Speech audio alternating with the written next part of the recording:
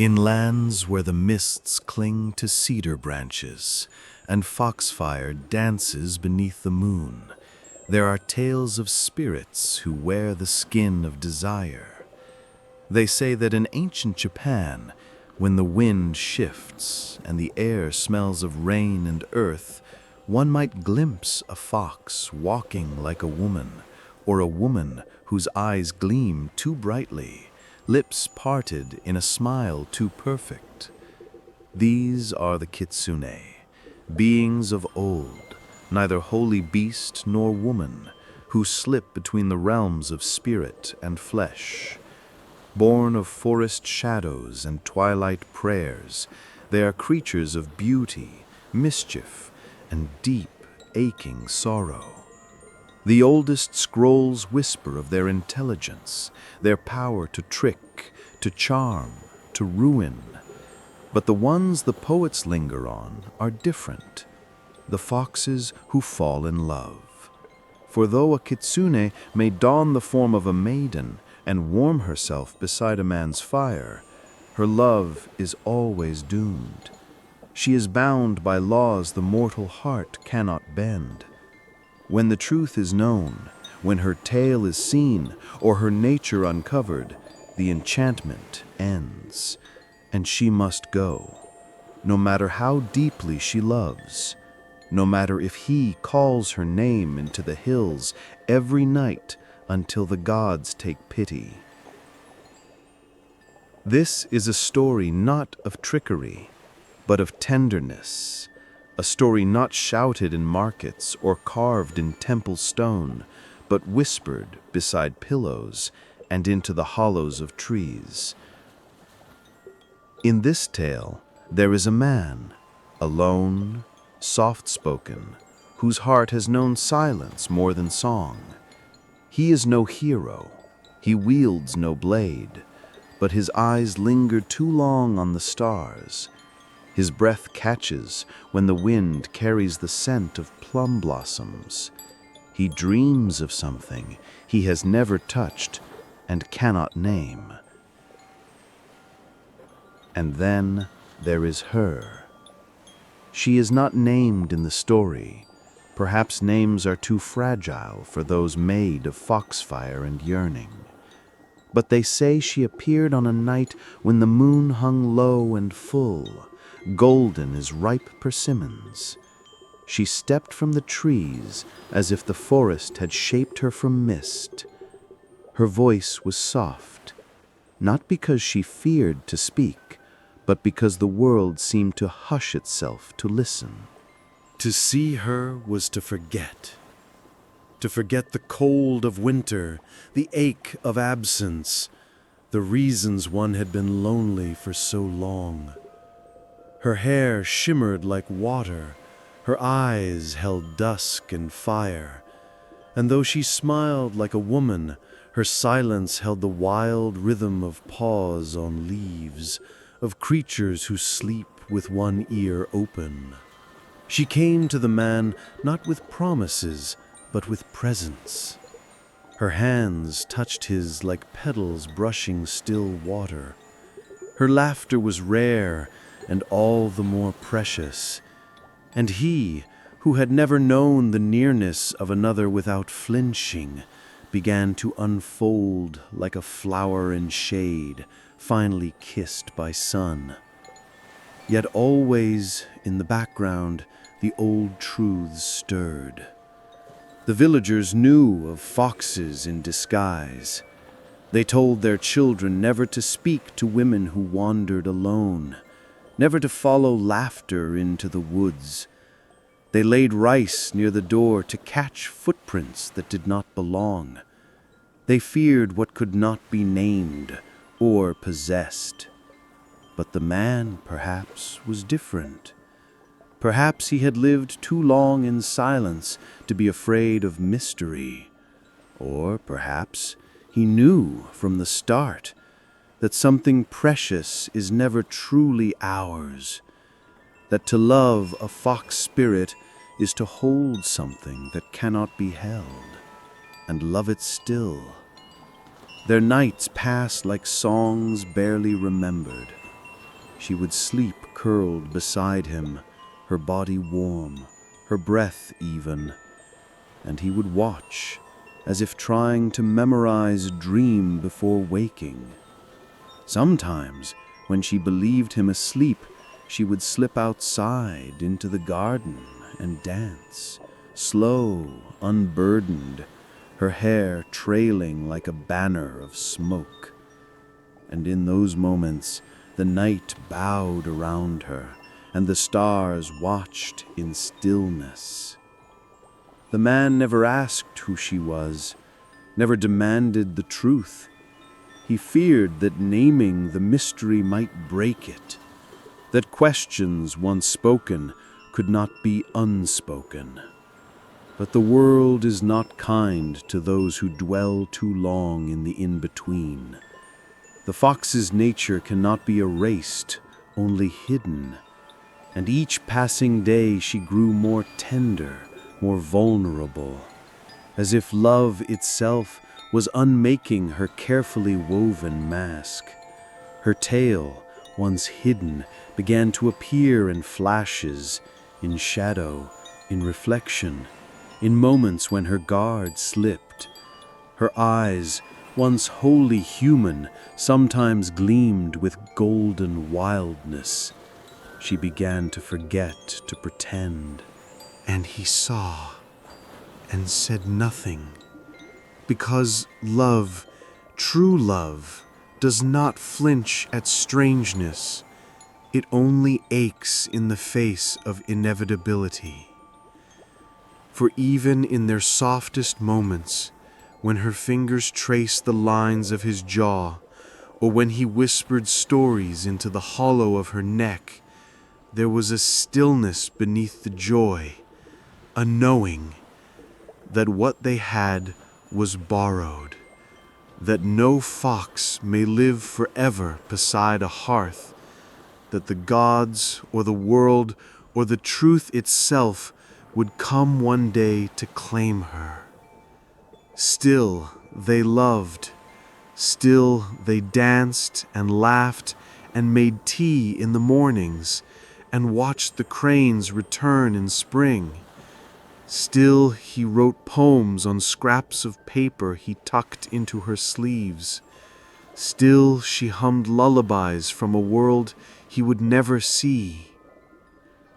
There are those who say she was a trick, a spirit come to test his heart. Others believe she was a blessing, a brief taste of something holy. But the man never spoke of her once she was gone. He simply walked the path they used to share, lingered by the plum trees in bloom, and lived with a quiet that no one dared disturb. Only the foxes remember. Only the wind that rustles the tall grass still carries her name in syllables no human tongue can hold.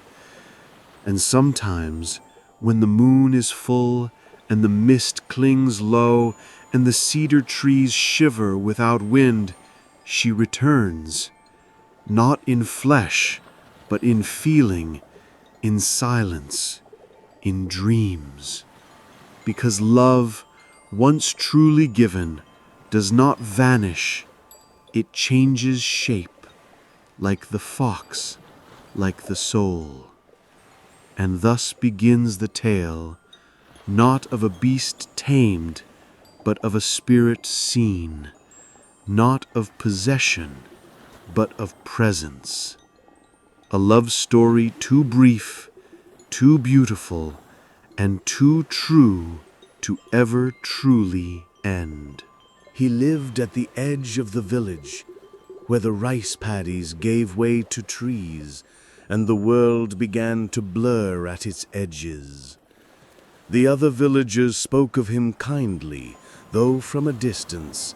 A gentle soul, they said, or a quiet one, always alone.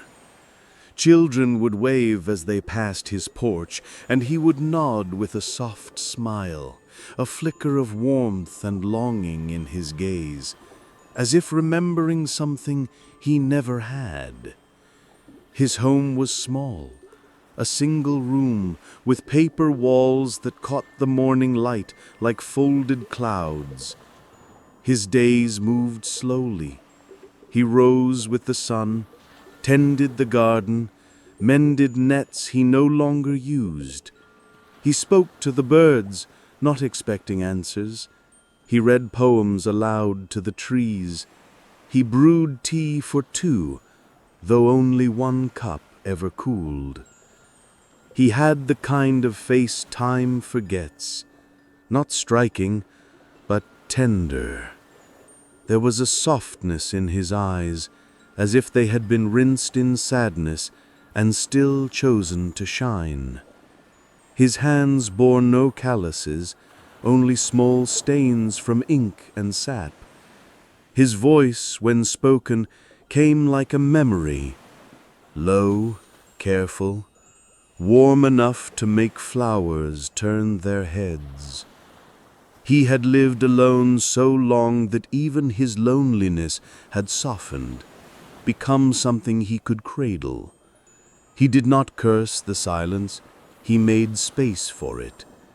But some nights, as he watched the wind move through the bamboo or traced the pattern of the stars, he would whisper to no one, "If you exist, come gently." And one day she did. He was gathering herbs near the stream when he saw her, a figure between the reeds where the light turned silver and the water slowed.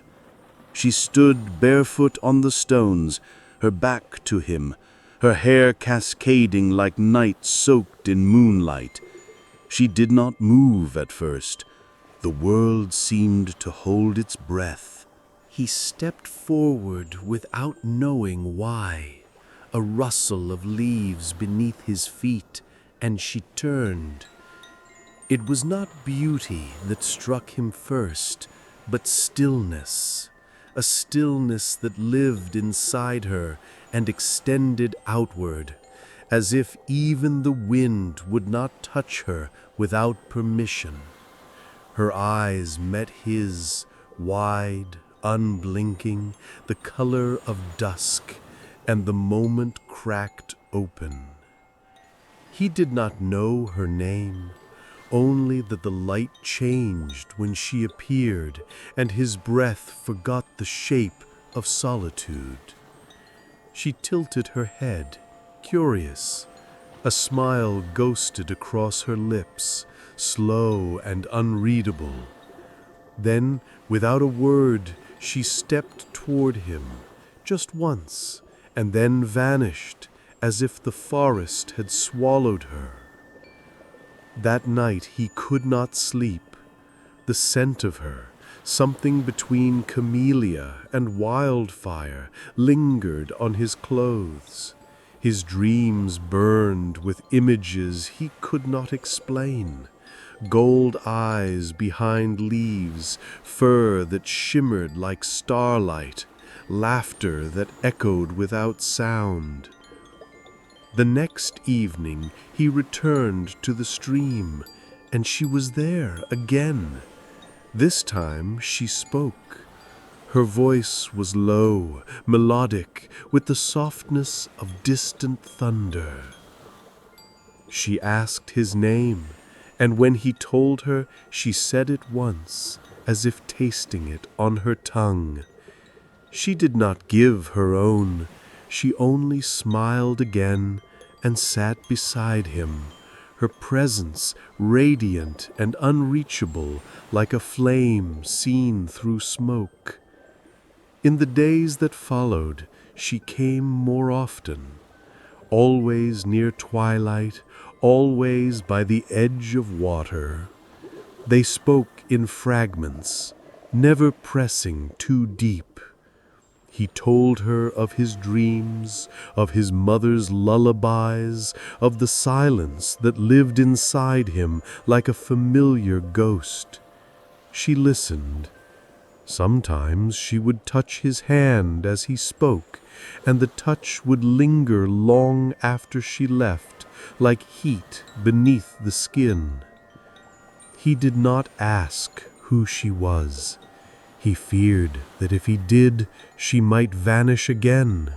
So he watched instead, the way her feet never left a mark in the moss, the way animals paused when she passed, not in fear, but in reverence. The way once he saw her reflection in the stream, and for a breathless second it was not a woman he saw, but a fox, sleek and silver, staring back with eyes that held the shape of sorrow. She laughed rarely, but when she did, the trees seemed to lean in. Her joy was shy, unpracticed, as if it startled even her. She would sometimes touch her lips in wonder afterward, as if tasting something forgotten. He began to wait for her, not with impatience, but with hope folded gently into routine. He began to prepare small things, tea, rice cakes, poems he would read aloud when she sat beside him with her legs folded and her eyes half closed. She, in turn, began to linger longer. Her eyes grew softer, her voice warmer. She allowed herself to fall asleep near him once, and he sat still as a shrine statue, afraid to even breathe. In sleep, her features shifted, just barely, and he thought he saw the delicate ridge of a fox's ear, the whisper of fur at her cheek. He did not flinch. He simply reached out and tucked a strand of hair behind her ear. That night, he dreamed of a field lit by fireflies and a single fox dancing beneath the stars. Her steps slow and sorrowful, as if each one was a goodbye she could not speak. He began to write her letters, though he never handed them to her. Instead, he left them under stones, tucked between the roots of trees. Words he did not dare say aloud. "I think I was waiting for you before I was born," or "You are the first silence I've ever loved," or simply, "Stay." And though she never mentioned them, he began to notice the stones shifted, the letters moved. Once he found a single white camellia placed atop his latest note. It had no scent, but its petals were warm, as if recently kissed by breath. She was not like anyone he had known. She was not tame, not wild. She did not bend to the world, nor defy it. She existed beside it, brushing against its edges. Sometimes when she turned her head quickly, he thought he saw a flicker of flame along her spine. And sometimes in her eyes he saw centuries, not in weight, but in wonder, as if she was still surprised by kindness. He loved her before he knew it, not in the way of sudden passion, but in the way rivers love the curve of the land, slowly, inevitably, without question. And though she never said the words, he felt her love in return, in the way she watched him sleep, in the way she always came back, in the way her hand would find his in the dark without searching. They were, for a while, two hearts touching through the veil, two beings learning each other's warmth, two creatures pretending the world would not soon awaken and pull them apart. But for now, they dreamed. And for now, the dream was enough. She curled beside him at night, silent, watching the rise and fall of his breath as if counting the seconds she dared to remain. Their bodies fit together like memory and longing. His warmth gathered around her, a gentle heat she had never known but now could not resist. She would lie still, motionless, save for the slow blink of her eyes, trying not to breathe too deeply, afraid the illusion might shatter. By day they moved like river and stone, close, never clashing, their lives braided without resistance. She helped him tend the garden, her fingers surprisingly skilled with soil and stem. He taught her to write her name with a brush, though she never spoke it aloud. In the quiet between words they touched, lightly, reverently, a passing of hands over the same bowl, a brushing of fingers while folding cloth. Each touch was a secret the world had yet not taken. And yet, in those quiet moments, something stirred beneath her skin. The fox within her, older than language, older than fear, paced. It knew the risk, it knew the rules. Spirits may wear the skin of women, may taste sweetness and shelter, but never were they meant to stay. The longer she lingered, the thinner the veil became. Her tail itched to show. Her ears, hidden beneath thick dark hair, twitched at sounds he could not hear. Some mornings she woke to find the scent of fox on her own skin, musk and snow and cedar. He noticed things. He said nothing. But the questions were there, blooming silently in the air between them like night jasmine, fragrant, invisible, impossible to ignore. He noticed how she never entered a shrine, how animals bowed their heads when she passed, how her eyes in candlelight glowed amber instead of brown. Once he caught her humming a tune in a language no human had ever spoken, and the sound made the walls shiver. But he did not ask. Instead, he kissed her palms as if in worship. He whispered poems into her hair. He held her as though love itself was a ceremony and silence a kind of vow. Still, the tension thickened. He began to dream strange things, of silver tails brushing across his chest, of fire dancing in the corners of rooms, of a woman who turned to mist in his arms. He would wake breathless, reaching for her, always relieved to find her still there, warm and real, and curled against him like a question he dared not voice. She too was changing. Her laughter came easier now, though it always ended with a sigh. Her eyes softened, and her body leaned into his without hesitation. But with each passing day, she grew quieter. Not distant, no, never that, but heavy with the weight of something unsaid. One evening, as they sat watching the sun slip behind the hills, he brushed her hair back and placed a kiss on the curve of her neck.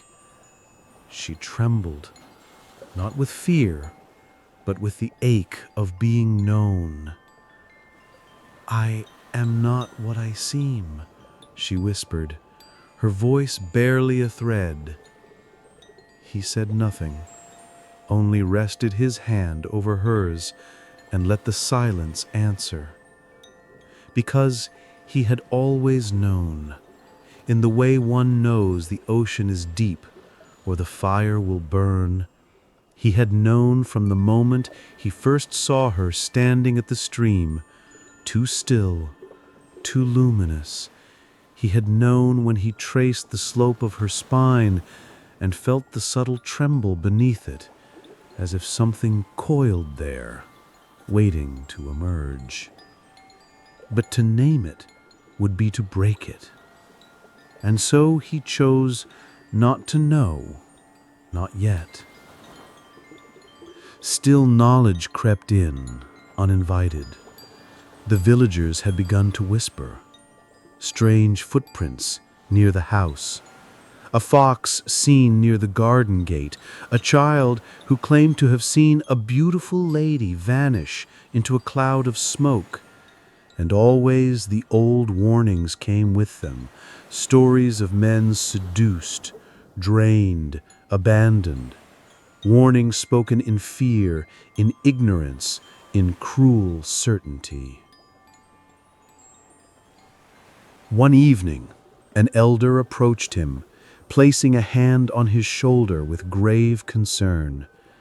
He said, "Be careful. The forest is full of masks. Sometimes the eyes you love do not belong to who you think." The man nodded, but said nothing. Because how could he explain that he did not care what she was, only that she was, that her presence had unraveled the quiet ache in his chest, that for the first time in years he woke with purpose, that the shape of her body beside his in sleep was more sacred than any prayer. But love is not armor. It does not shield. It only opens. And in that openness, fear grew. She began to avoid the mirror. Some days her reflection would not match her movements. Once she caught herself mid-laugh, and her teeth had sharpened just slightly, like a flash of truth. She clutched her mouth and ran into the woods, leaving him alone with the sound of her absence. He followed her only once. He found her beneath the camphor tree, crouched low, weeping. Her shoulders shook, and in the moonlight he saw it. Her tail curled around her body like a question without an answer. Silken, silver white, trembling. He did not speak. He only stepped forward, knelt beside her, and placed his hand on the curve of her tail. She flinched, but did not pull away. And in that moment something passed between them. Not understanding, but surrender. Not answers, but devotion. She looked up at him, her eyes wet, glowing. "You see me now," she said. "I always did," he replied. Still, even as they returned home hand in hand, the weight of what must come settled into their bones. Because the fox could not stay forever. Because love, no matter how tender, cannot undo the rules of the world. Because to be fully seen is to be at risk, and to remain hidden is to wither. Their nights grew sharper, sweeter. Every caress was a confession, every kiss a question. They touched more slowly, held each other longer. The silences between them turned sacred. Sometimes she would trace his face with trembling fingers, as if trying to memorize it into her soul. Sometimes he would whisper her name, not the name she gave him, but the one he had never spoken aloud, the one he felt in his bones when she smiled. Each moment became a thread in something too fragile to keep, and yet they wove it anyway, night after night, breath after breath, knowing the tapestry could not last, because truth was coming, and with it the choice that would break them. But for now, in the hush of candlelight and the softness of skin on skin, they loved. And that love, though destined to end, was no less real. That night, the rain fell gently, a mist more than a storm, and the world seemed folded into itself, quiet, suspended, waiting. She came to him as she always did, wrapped in her silence, her presence softer than breath. But something was different. Her eyes did not flicker away when they met his. She did not smile to distract, did not tuck her hair behind her ear to avoid what hovered between them. Instead, she stood in the doorway of their shared room, barefoot, still, as the candlelight flickered against the walls and the scent of wet earth curled around her. He was already kneeling on the mat, folding away his ink-stained robes, when he felt her gaze. When he looked up, she was unbinding her sash, slowly, deliberately, as if each motion untethered her not just from the cloth, but from the lie she had lived. The silk fell from her shoulders like mist sliding off a mountain's edge. Beneath, her skin glowed like the pale underbelly of moonlight. But it was not her body that made him breathless. It was the stillness, the complete absence of fear in her movements. She was ready, and he could only watch. "Do not look away," she said, voice steady though soft. "Not this time." He did not. She stepped closer. Her fingers reached up, and she unbound the final pin in her hair. Long midnight strands cascaded down her back, but as they fell, he saw it. The first shift. At the base of her spine, something stirred, a flicker of silver, a movement that was not human. Her back arched, not in shame, but in surrender, and from within her skin, from some other truth buried deep, her tail emerged. Her fur slipped from her shoulders like moonlight from a blade, and in her eyes he saw centuries of waiting. It was not grotesque. It was not strange. It was beautiful. She stood before him, naked, not just in body, but in spirit. The woman and the fox, the shadow and the light. Her breasts rising with each breath, her tail thick and glistening, swaying gently behind her like a secret long withheld. Her face still hers, but softer now, freer, more wild. And he, kneeling there, felt the weight of wonder press into his chest like a hand. Not fear, not confusion, just awe and something deeper, love sharpened by the blade of truth. He reached out, his hands trembling, not with hesitation, but with reverence. His fingertips brushed the fur of her tail, soft, impossibly so, like the last breath of a dying star. She flinched, but did not pull away. Instead, she stepped forward and knelt before him. "I should have told you," she whispered.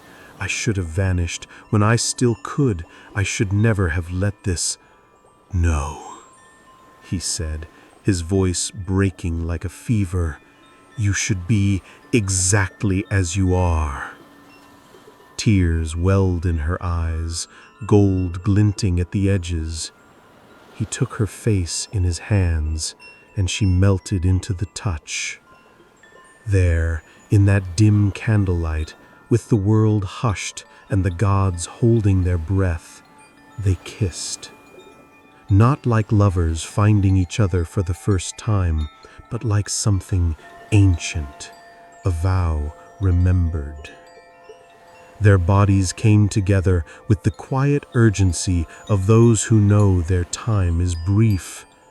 Each touch was a question answered, each sigh a promise kept. She pressed her lips to the hollow of his throat, and he felt her tears there, hot and unhidden. His hands explored her body, not to possess it, but to understand it, every curve, every shiver, every place where the fox and the woman blurred. She arched against him, her back bending like a bow drawn tight, and he, in turn, let himself dissolve beneath her, his breath scattered, his soul laid bare. There was no need to speak. Words would have broken it. All that mattered was the movement, the slow, aching rhythm of their bodies, and the silence between heartbeats where everything true lived.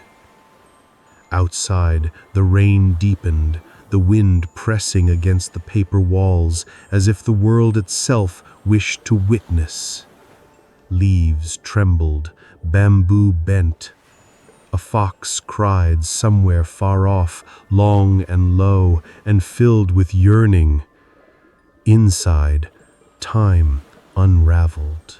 She moved above him like flame given form, her tail wrapping around his leg, her hair cascading over his chest, her lips leaving trails of heat down his skin. He held her hips as if anchoring a dream. And when she opened her eyes, fully, entirely, he saw her. The fox, the woman, the sorrow, the joy, all of it, all of her. He wept. Not from fear, not from pain, from beauty. From knowing that to love this deeply was to lose something he could never name, that to touch her like this was to burn and to be grateful for the fire. She placed her hand over his heart. "You see me," she said. "I always have," he answered. And in that moment, something shifted in the room, a pulse, a breath, a silence breaking open. They held each other as if the night might tear in two, as if the gods might reach down and rip them apart, as if love, once fulfilled, must be taken away. But in those hours, however brief, they became something beyond story. They became the thing stories are made from. Later, when their bodies lay entangled in stillness, she curled against his chest, her tail wrapped around them both like a cloak, her ears flicked once, then stilled. He ran his fingers through her hair, down the soft line of her back, and closed his eyes. He knew. The truth now named could not be undone. Her time with him was unraveling, thread by golden thread. The moment had been made, the vow had been lived, the night had carved its memory into their skin. But he did not ask her to stay, and she did not ask him to follow. They had touched eternity in the span of a breath. That was enough. And so they slept, not as man and fox, not as mortal and spirit, but as two souls who had, if only once, fully seen one another.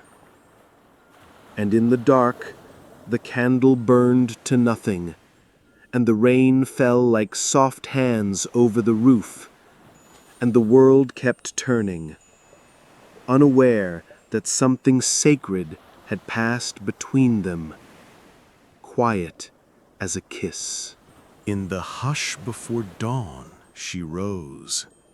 The rain had passed, leaving the world soaked and glistening as if everything had wept in silence. The air was still, so still, and in that stillness she moved without sound, as though the floor itself cradled her steps. He lay asleep, his face turned toward her, his hands still curled around the last place she had touched. His breath came steady, unaware that the shape of his world was changing, or perhaps dreaming it already. She knelt beside him. For a long while she did nothing. She only watched him sleep, her eyes filled with everything she could not say. Her fingers hovered just above his cheek, trembling. She wanted to memorize him, not with her mind, but with something older, a knowing that would outlast even forgetting. "I have to go," she whispered, though her voice did not reach him. The moment had come.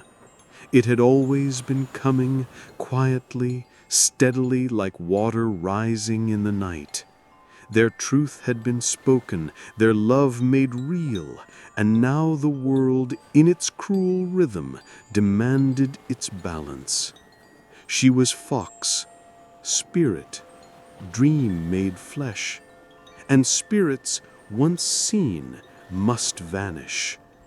Not because they are cruel, but because the veil cannot remain open forever. Even miracles need rest. Her tail, now fully visible, twitched behind her like a thought unfinished. Her ears flicked toward the sound of his breath, then flattened, sorrowed. She bent low, kissed his forehead, and let a single tear fall onto his chest, a droplet of salt and moonlight. He did not stir. She stood, stepped back, and for one final moment looked around the room.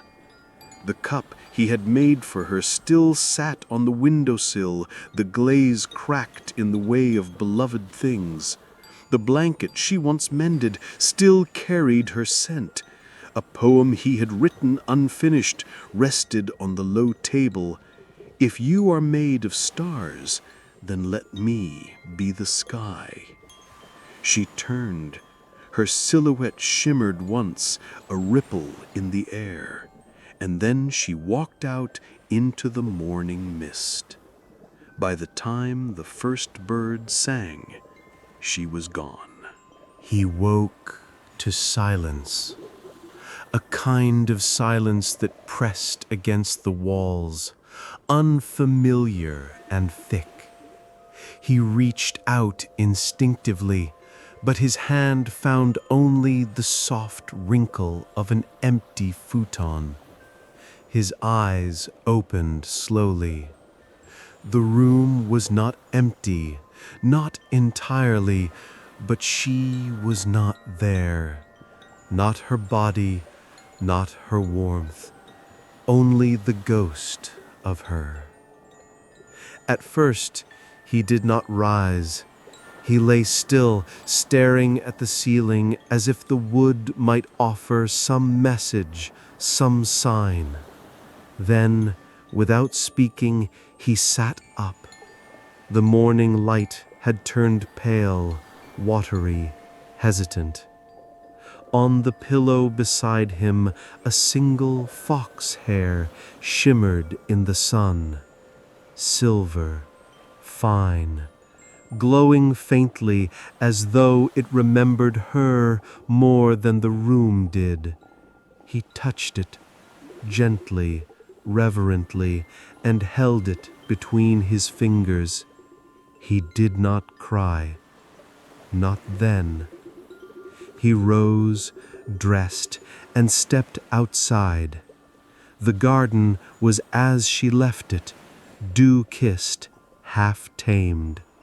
The camellias she loved had bloomed early, their white petals soft and unblemished.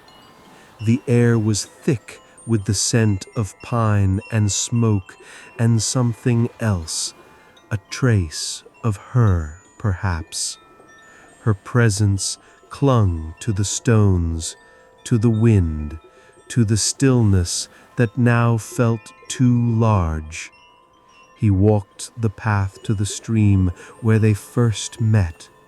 The light filtered through the trees just as it had that day, fragmented, gold-touched, unreal. He sat there until night fell. No one came. The villagers noticed the change. He spoke even less, though his eyes seemed clearer. He walked farther, stayed out longer, often returning soaked in rain or dusted with snow. He wrote no more poems, at least none they saw. But sometimes the children said they heard him humming near the woods, a tune no one recognized, soft, like lullabies meant for the trees. They asked no questions. The old ones said he'd been touched by a fox spirit, and those who are touched never fully return. And yet, he was not broken. He was not mad. He simply carried something they could not see. Seasons passed. Plum blossoms fell and returned. Cranes came and went. The house remained quiet and weathered, its windows glowing softly at dusk. Inside, he kept living. He boiled tea, folded laundry, tended the garden, and always he left her space. At night, he would lay the futon as before, 2 pillows side by side. Some evenings he would speak to her as if she were still there, not loudly, just a murmur, a habit.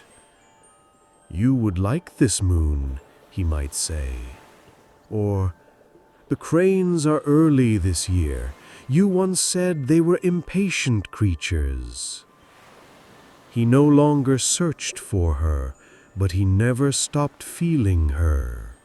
In the wind that pushed open the door when no one knocked, in the scent of foxglove after rain, in the silence that wrapped around him like silk, no longer empty, but inhabited. She had become a part of him, not a memory, something deeper. A scar, yes, but also a lantern. Sometimes, when the moon was high, and the mist rolled thick across the fields. He would return to the stream, and on rare nights, very rare, he would find a single footprint there, small, bare, perfect, not pressed deep enough to stay, but clear enough to see. And beside it, a single camellia blossom, white, petal soft, still warm. He never picked it up. He would kneel beside it, close his eyes and bow his head. And if the wind moved just right, he thought he heard her voice, not words, but something softer, a presence, a breath, not quite gone, not quite near, somewhere in between. The stories say that foxwives never stay, that they come like dreams and vanish like mist, that to love one is to break your own heart knowingly, willingly. But there is another truth, that even when they leave, they do not take everything. They leave behind what matters most, a moment, a scent, a breathless, shining memory, a reminder that love, even brief, changes everything. He never loved again, not because he could not, but because he already had, completely. And once is enough when it is real. Some say love is a fleeting shadow. Others say it is a fox that once tamed cannot stay. But he remembers, and that is enough. In the hush of twilight, when the wind is tender, and the stars begin their slow ascent, stories return like breath, soft, unseen, and inevitable. They drift through cedar groves and rise with the mist, whispering truths that are both ancient and new. The tale of the foxwife is one such truth, not bound by time or place, but living quietly in those who have ever dared to love the unknowable. What is she now? A dream with fur and flame, a name spoken only in sleep, a warmth that flickers behind the ribs when everything else has gone cold. Perhaps she was never meant to remain. Perhaps she was never only fox, or woman, or spirit. Perhaps she was love itself, cloaked in illusions so that the soul could learn to see beyond the surface. For what is love, if not the miracle of presence amid the impossible? We speak of spirits as if they are separate, creatures of smoke and story, glimpsed only in legend. But there are moments, rare and glimmering, when that veil thins, when the world leans in, when a glance, a touch, a shared silence becomes holy. And in that fragile stillness, something vast awakens.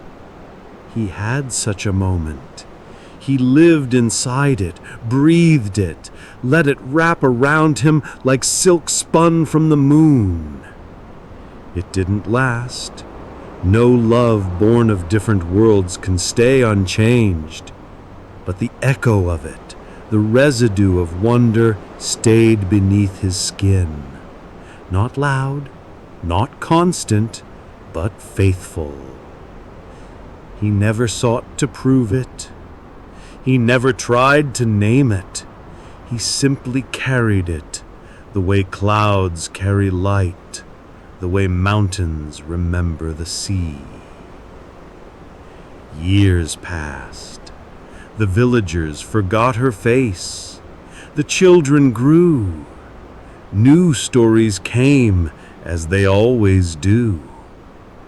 But the wind through the reeds still knew. The earth beneath his garden still remembered.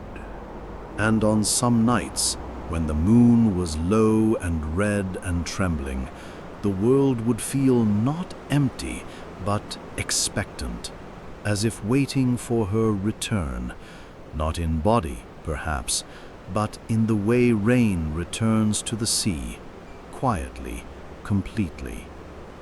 He once said to no one in particular, "She taught me that not all truth is made of facts. Some truths are too wild for words, too soft for proof, but they stay with you, like scent, like a melody you can't stop humming." And maybe that is the mark of love, not its certainty, but its staying power. Not how long it lasts, but how deeply it roots, how completely it undoes you, only to remake you gentler. Some said he was changed by grief. Others believed he was blessed. A few whispered that she still came to him in dreams, her tail brushing against his shoulder, her voice curling into his ear like wind through leaves. He never confirmed it. He only smiled, the way someone does when they've seen something sacred and refuse to reduce it. In his final years, he walked slower, sat longer. His hands trembled, but his eyes remained clear, the same eyes that once looked upon her and chose wonder over fear. On the last night of his life, a storm was coming. The trees swayed with secrets, and the air was thick with something more than weather. He lay down, alone, but not lonely. And just before the first thunder, he whispered something. Those nearby said they heard nothing, only the quiet sigh of wind and a distant cry of a fox. But the camellias in the garden bloomed that night, all of them, white as memory, and in the morning his room was empty, peaceful, still. Only a single foxhair remained on his pillow, glimmering, warm, impossibly soft. We ask, was she real? Was she spirit, illusion, a figment of longing? Or was she simply what love becomes when it is stripped of need, when it exists only to give, to transform, to teach us how to see? But perhaps the better question is not what she was. Perhaps the truth lies in what she left behind. A man who loved fully, without answers. A silence that felt sacred. A myth that still moves in the marrow of the world. For love, true love, is not bound by flesh or time or certainty. It lives in what cannot be explained. It lingers in the places we don't understand, but cannot forget.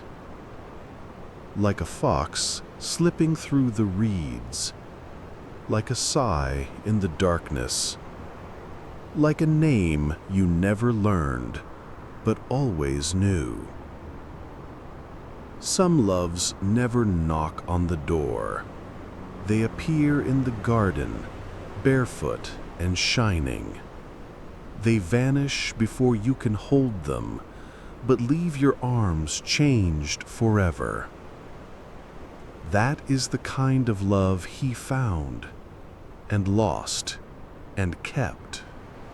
Even now, when the mist curls low and the night hums with memory, she is said to wander, not as a ghost, not as a punishment, but as a reminder that to love deeply is to brush against the divine, that sometimes the greatest truths wear the softest fur, that a single moment of soul recognition, of trembling, radiant closeness, can echo longer than a lifetime.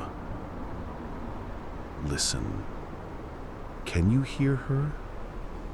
In the hush between waves, in the rustle of leaves beneath the stars, in the quiet space where longing and peace touch. She is not gone. She is the story that never ends.